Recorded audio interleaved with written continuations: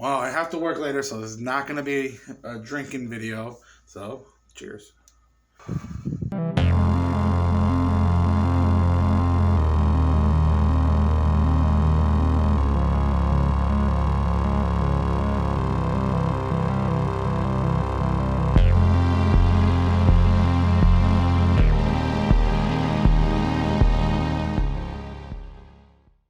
What's up, everybody, and welcome back to my Horror Corner. I'm Drop Dead Fred. Hope you're all having a most excellent day, and if you haven't already, please be sure to hit that subscribe button. We're doing a giveaway here at 500 subs, and we are almost freaking there. I'm going to be giving away some cool little things, so just stay tuned, and I'll make a video as soon as we get to that number. Also, be sure to follow me on Instagram and Twitter, and a huge shout out to people that I talk to on Instagram and on Twitter, because you guys are all absolutely amazing.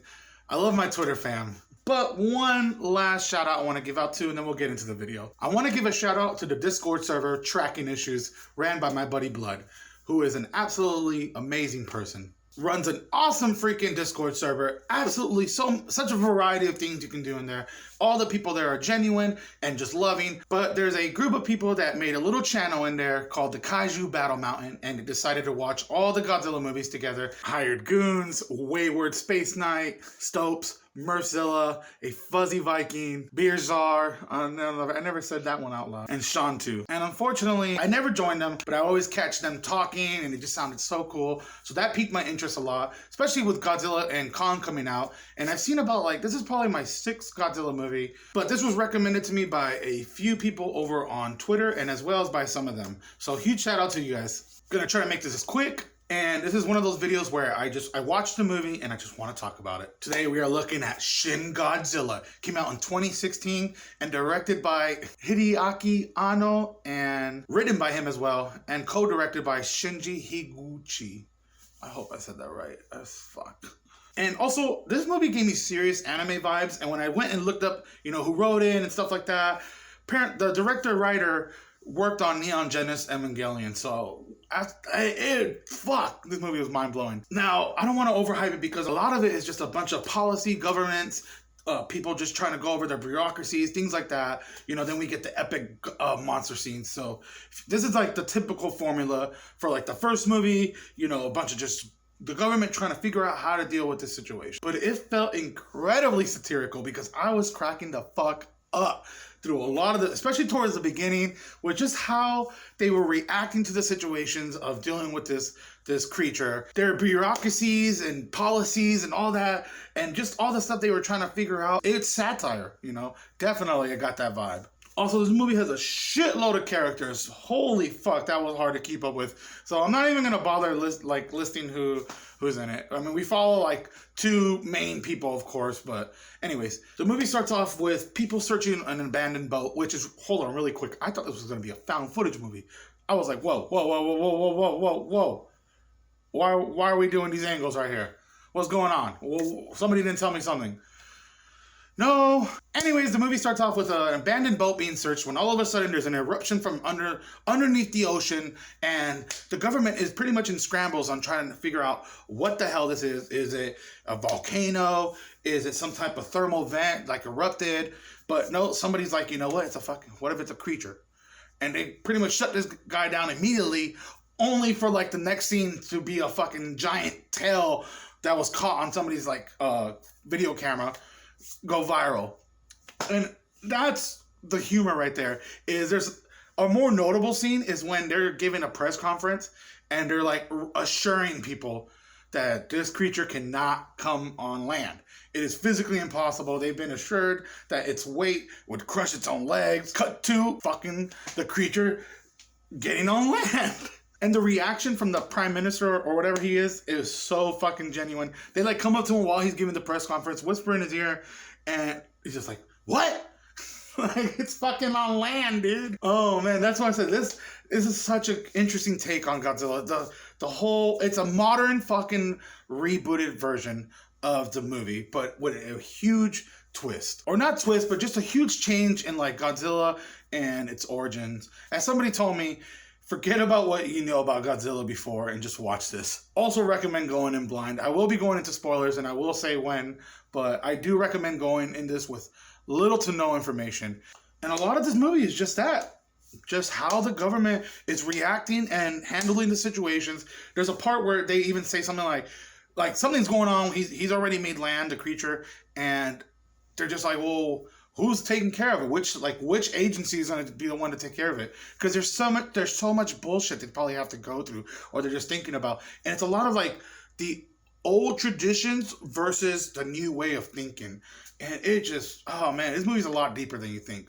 But we're not going to get some super deep fucking analytical review here. There are way better channels for that. We're just going to get me rambling and pretending like I know what I'm talking about. The music was fucking badass, engaging, and even like haunting and dreading at times. Holy fucking shit. A lot of it is they found ways to like integrate the old scores, and a lot of it's like original scores, and there's some scores from like anime songs. So it was just fucking cool to see all this blend of music come to this fucking movie. It definitely is one of the better parts of the movie for sure. Also, the cinematography in this movie was fucking on point. Shots of the creature. Now I'm saying the creature because it's Godzilla, but we'll go into that in a little bit. So just shots of him all the way in the back, and it's just wide shots. Even the shots when they're outside just talking, and like they're either on a bench, it's just a huge wide fucking shot, or they're like standing outside somewhere, and again, it's just a beautiful fucking wide shot.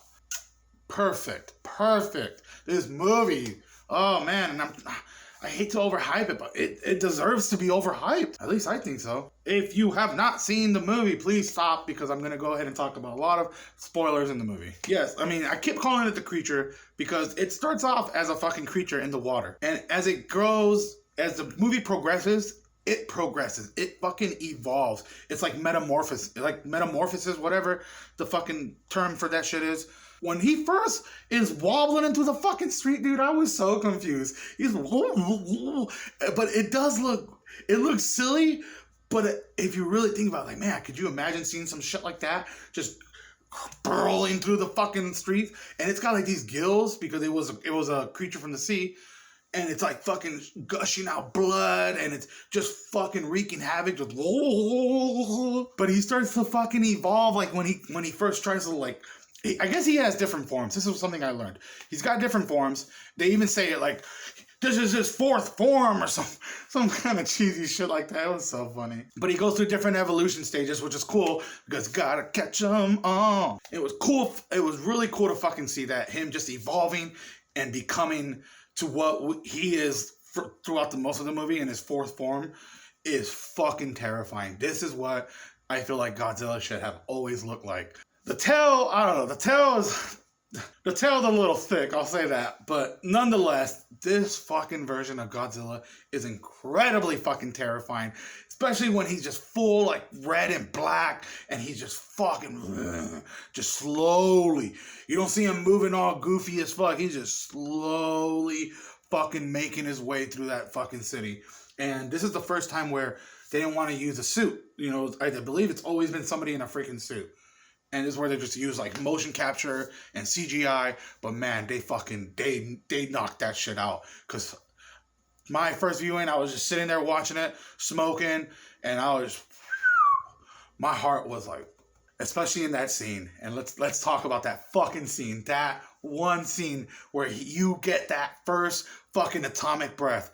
Him just fucking the city up, and he just starts glowing, and it's just like this very vibrant, like, purple bluish glow. It's fucking beautiful. The music in the background, and you just see him letting out this fucking fire, and the fire ends up turning into like atomic plasma, and he just starts destroying the fucking buildings. Dude, that was so sick. And on top of that, I guess he's got so many new abilities, I guess, but he's got like sensor radar. He's got some weird shit where he can just, if he's not even looking behind him, he can sense what's coming, and it's like some type of defense mechanism.